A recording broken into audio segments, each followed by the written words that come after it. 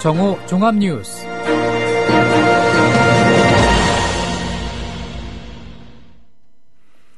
(10월 16일) 국민라디오 정오 종합뉴스입니다. 먼저 오늘의 주요 뉴스입니다.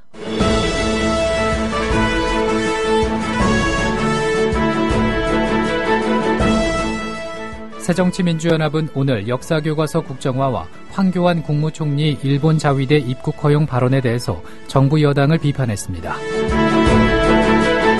한국외대와 성균관대, 서울시립대, 중앙대 등 4개 대학 교수들이 국정교과서와 관련해 공동으로 성명을 냈습니다. 경기 용인 캣맘 벽돌 사망 사건의 용의자가 해당 아파트 같은 단지에 거주하는 초등학생인 것으로 알려졌습니다. 문학동네가 소설가 김훈의 새 산문집 라면을 끓이며 예약 판매해서 양은 냄비와 라면을 사은품으로 제공한 것이 도서정가제 위반에 해당한다고 출판유통심의위원회가 판정했습니다. 국민라디오 정오 종합뉴스 잠시 후 시작합니다.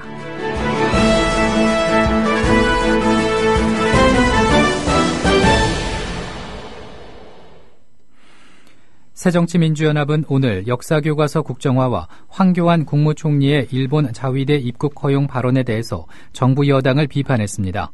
새정치민주연합 문재인 대표는 친일 미화하고 국권을 훼손하는 게 박 대통령과 새누리당이 말하는 올바른 역사관인지 묻고 싶다며 박 대통령을 향해서 황 총리 망언에 대해 분명하게 입장을 밝히고 주권자인 국민 앞에서 사죄해야 한다고 촉구했습니다. 이종걸 원내대표는 황 총리 발언 논란에 대해서 구한말 대신을 역임하며 일제의 조선 침략을 거두어준 이완용의 환생을 보는 것 같다며 대한민국 정부인지 의심스럽다면서 친일을 미화하고 주권을 훼손하는 것이 새누리당이 말하는 올바른 역사관이냐고 비판했습니다.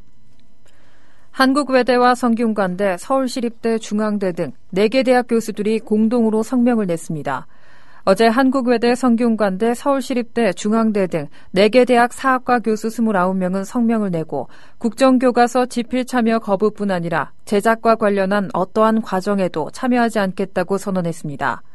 교수들은 역사를 국정화하는 것은 전제정부나 독재체제에서나 행하는 일이라며 정부의 일방적인 지침에 따라 편찬된 역사교과서는 학생의 다양한 인식과 창의력, 상대방을 배려하고 포용하는 민주주의적 사고 능력의 성장을 저해야 한다고 지적했습니다. 한홍구 성공회대 교수가 역사교과서 국정화는 친일파 청산에 실패했던 역사의 연장선이라고 주장했습니다. 한 교수는 오늘 광주에서 열린 광복 70년 과거사 청산과 한국의 미래라는 주제의 특별 강좌에서 이렇게 말했습니다. 또 지금 역사 전쟁이 심각한 이유는 돈과 권력을 가진 세력이 역사는 가지지 못했기 때문이라며 과거사 청산 대상이 국정교과서 도입을 추진하고 있다고 말했습니다. 최근 논란이 된 동영상 발언에 대해서 박정희가 사형당했다면 딸인 박근혜도 없었다라는 발언이 마치 박정희를 죽였어야 했다는 식의 발언으로 호도됐다며 왜곡 보도라고 비판했습니다. 참여연대는 정부가 역사교과서 국정화를 강행하고 있다며 유엔 문화권 특별보고관에게 긴급청원을 제출했다고 오늘 밝혔습니다. 참여연대는 긴급청원에서 역사교과서 국정화는 과거 독재의 역사를 미화하고 국민에게 획일적인 역사관을 주입하려는 시도라며 특별보고관의 관심과 대응을 촉구했습니다. 또 정부의 국정교과서 방침은 헌법과 헌법재판소의 견해에 위배되고 역사학자들 이외에도 교사와 학생, 시민사회단체와 야당 등의 강한 반대 입장 표명에도 불구하고 강행되고 있다며 유엔 문화권 특별보고관에게 긴급청원을 하게 됐다고 설명했습니다. 경기 용인 캣맘 벽돌 사망 사건의 용의자가 해당 아파트 같은 단지에 거주하는 초등학생인 것으로 알려졌습니다. 이 사건을 수사 중인 용인 서부경찰서는 오늘 사건의 용의자 A모 군의 신병을 확보해 정확한 사건 경위와 범행 동기 등을 조사하고 있습니다. A군은 경찰에서 자신이 한 일이 맞다고 자백한 것으로 전해졌습니다. 지난 8일 오후 4시 40분쯤 경기 용인 수지구의 한 18층짜리 아파트 화단에서 50대인 박모 씨와 20대인 박모 씨가 고양이 집을 만들던 중 아파트에서 떨어진 벽돌에 맞아 50대 박 씨가 숨졌고 20대 박 씨가 다쳐 병원 치료를 받았습니다. 이슬람 극단주의 무장단체 보코하람의 근거지인 나이지리아 북동부의 한 모스크에서 자살 폭탄 테러가 발생해 수십 명이 숨졌습니다.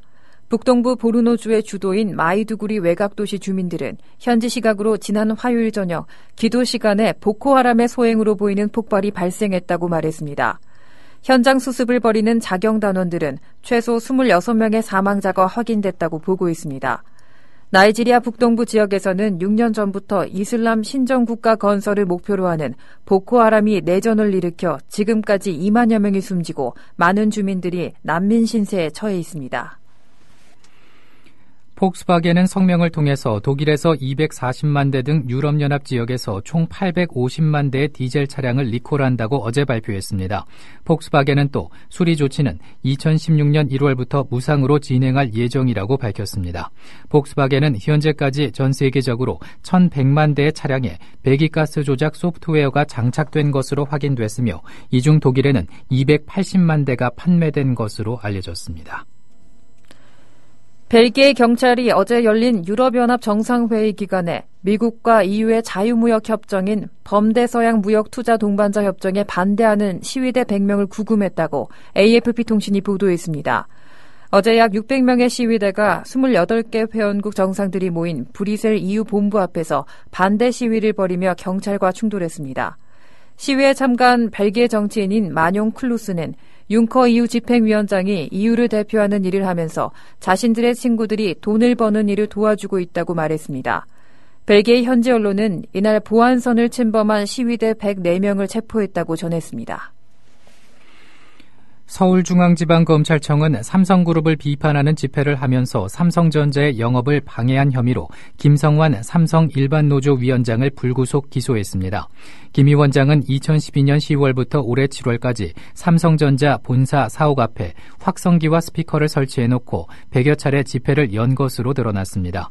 김 위원장은 삼성의 무노조 족벌 경영과 백혈병 피해자에 대한 미온족 태도 등을 비판했습니다. 김 위원장은 지난 1996년 삼성 계열사에서 해고된 뒤 삼성 일반 노조를 만들어 활동해왔습니다.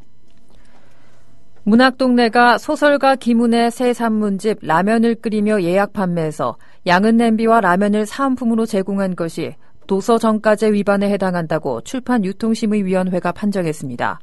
문학동네는 라면을 끓이며의 예약 판매를 진행하던 지난달 16일 온라인 서점에서 해당 책을 예약 구매하는 독자에게 양은 냄비와 라면을 제공하는 행사를 실시했습니다. 이후 출판문화산업진흥원이 행사에 도서정가제 위반 가능성이 있다고 통보하면서 문학동네는 지난달 18일 행사를 중단했습니다.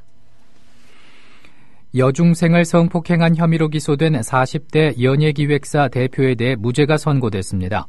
재판부는 범행을 뒷받침할 증거가 충분하지 않고 조 씨가 다른 사건으로 구속됐을 때 피해 여중생이 매일 면회를 오고 사랑을 표현하는 문자 메시지를 주고받은 점 등을 고려할 때 성폭행당했다는 여중생의 진술을 믿기 어렵다고 판단했습니다.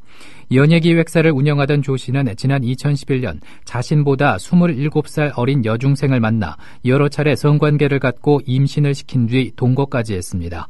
그 뒤 여중생은 조 씨에게 성폭행 당했다고 경찰에 신고했고 구속 기소된 조 씨에게 1, 2심은 유죄를 인정해 실형을 선고했습니다. 한국은행이 올해 경제성장률 전망치를 기존의 2.8%에서 2.7%로 다시 내렸습니다. 이주열 한국은행 총재는 메르스 사태 영향으로 2분기 성장률이 예상보다 떨어져 전망치를 다시 조정했다고 설명했습니다. 앞서 한국은행은 지난 7월 3.1%로 내다봤던 올해 성장률 전망치를 2.8%로 조정한 바 있습니다. 한국은행은 또 내년 성장률 전망치도 기존 3.3%에서 3.2%로 내렸습니다. 이주열 총재는 중국 등 신흥국의 경기 둔화와 미국 금리 인상에 따른 금융시장의 불안 등을 내년 우리 경제의 가장 큰 위험 요인으로 꼽았습니다. 경기 침체 영향으로 올여름 휴가객이 지난해보다 줄어든 것으로 나타났습니다. 한국문화관광연구원이 최근 관광사업체 330여 곳을 대상으로 조사한 결과 올여름 휴가 기간 국내 관광 수요가 지난해보다 줄었다고 대답한 비율이 54%로 나타났습니다. 업종별로는 국내 여행업과 호텔업 등이 영업에 어려움을 겪은 것으로 조사됐습니다. 지난해 여름과 비교해서는 차이가 없다는 응답은 36%였고 증가했다는 응답은 10%에 불과했습니다. 다음 달 발권되는 국제선 항공권에도 유류 할증료가 붙지 않습니다. 이는 지난 9월부터 석 달 연속 시행되고 있는 것입니다. 대한항공과 아시아나항공은 유류 할증료의 기준이 되는 싱가포르 항공료의 가격이 낮은 상태를 유지해 다음 달에도 유류 할증료가 0원으로 책정됐다고 밝혔습니다. 국제선 유류 할증료는 기준일로부터 전달 15일까지 한 달간의 싱가포르 항공유 평균 가격이 1갤런에 150센트 밑으로 내려가면 부과되지 않습니다. 임신부와 영유아를 숨지게 논란을 일으킨 가습기 살균제 사건과 관련해 검찰이 압수수색에 나섰습니다. 서울중앙지방검찰청은 옥시레킷 벤키저 본사와 인천 송도 연구소, 롯데마트 서울 본사 등 가습기 살균제 제조 유통업체를 압수수색했습니다. 검찰은 확보한 자료를 분석해 이들 업체가 독성 검사를 통해 살균제 인체 유해성이 의심되는 물질이 있는 것을 알면서 제조 판매했는지를 확인한다는 방침입니다. 정치민주연합 김부겸 전 의원은 지역주의가 균열됐다는 증거로 확인하면 여야를 넘어 국가의 미래를 고민하는 정치그룹을 만들려고 한다고 밝혔습니다. 김 전 의원은 오는 26일 발간 예정인 자신의 대담집을 통해 이렇게 밝히고 여야 또는 보수 진보의 진영 논리에 갇혀 사고하는 구태의 틀을 넘어서는 새로운 움직임을 만들어보고 싶다고 말했습니다.